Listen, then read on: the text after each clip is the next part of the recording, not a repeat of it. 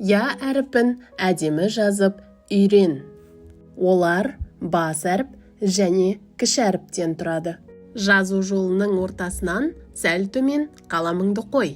Солдан оңға қарай астыңғы сызыққа тигізе, доға ілгек жасап, үлкен жолдың ортасына дейін жоғары қарай көлбеу сызық сызамыз. Енді солға қарай доға сызып, дөңгелете отырып жазу жолының үстіңгі сызығына тигізе, дөңгелекті жабамыз да жоғары қарай қосымша сызық шығарамыз. Сол сызықты бастыра отырып, тік төмен қарай түзу көлбеу сызық жүргізіп, астыңғы сызыққа тигізе, ілгек жасаймыз. Я әріпінің кіші әрпі.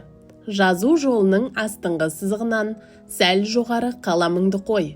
Солдан оңға қарай астыңғы сызыққа тигізе, доға жасап, көлбеу түзу сызамыз.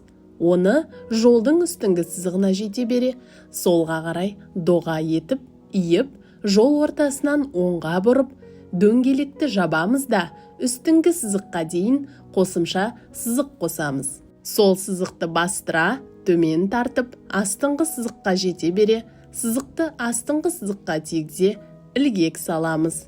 Енді дәптеріңді ашып, менімен бірге я әріпін әдемі жаз.